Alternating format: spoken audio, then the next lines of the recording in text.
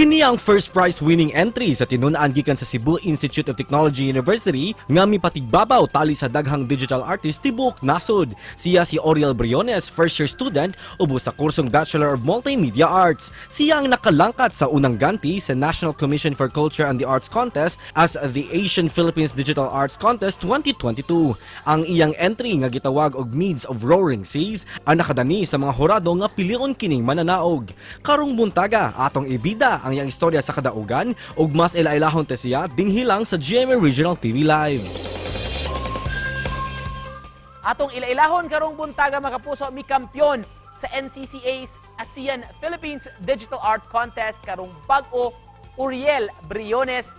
Maayong buntag ug maupay na aga Uriel, kumusta ka ug welcome sa GMA Regional TV Live. Maayong buntag, sir. Thank you for joining us this morning, Uriel. It's nice to meet you in the program. You're a first-year student. Unsa may kurso nimo? Fun, sir. I'm first-year student taking Bachelor of Multimedia Arts in CIT University. Multimedia Arts. First prize sa gilusad nga competition karong bag-o sa National Commission on Culture and the Arts. Can you tell us more about this contest, Uriel? ASEAN Philippines Digital Art Contest. Fun, sir. This contest, sir, is kanang I've seen it sir, in kanang Facebook and mo to ko nga is really cool na nagkuan sila digital in this na mostly traditional but like ilan nagi-kuan gani ang innovations sir. But it's interesting kaayo mo to ni papel pud ko. Can you share to us about your entry in the midst of the, how do you call that? In the midst of the raging storm? Am I right? Sakto ba, Uriel?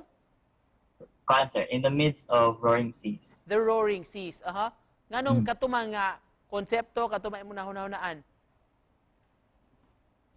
Sir, kanang here in Cebu, sir, is, diba, nakasinati ta sa bagyong Odette. And daghan jud kayang naglisod ato tayma and mura nakaunahuna sir nga kanang wala may laing tao nga makatabang nato kundi like sa atong mga tao nga atong palipod.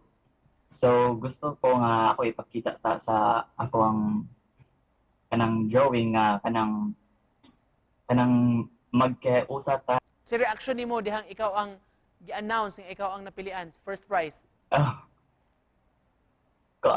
Kanang first is wa jud ko nakatuo sad nga first ko but like kanang happy kay ko kay kanang akong art ba is makita sa ubang tao and unta makuan sila mahatagan sila makatag og importansya nila. Digital art man ni Uriel, Multimedia Arts imong kurso, so unsa man bansay na gyud ka ika mao ni imong forte digital art or naapod ka sa traditional art pod? Kanang ako siya gi-try og balancer kay para pod patagaan ako importansya kay ara gid ba ako nagikan sa traditional pero kanang na mas napanan ako mas nabansayan ako ang traditional karon. Asa man ka naliwat ani imong pagka artistic sa tibok pamilya ba ko ni? Akong nakuan na ng papa kay kuan may siya sa arts good. Alright, just to close this, Uriel, sa may message nimo sa atong mga kapuso nga nagtan-aw karon. Hi. Ako day ang si Uriel Briones, nakadaog sa NCCA and yeah. Unta, if nakita mo sa akong drawing, makakuhan mo, maka-upload mo and like makahatag kay importansya ninyo. Like di lang siya kay nice but like makahatag og pili sa inyong tato ade. Wow. And with that, we'd like to thank you, Uriel, for joining us og congratulations sa imong achievement karong bag-o. Makapuso, first prize winner sa NCCA's ASEAN Philippines Digital Art Contest. Estudyante sa CITU, Uriel Briones. Salamat, Uriel, for joining us. Salamat, sir.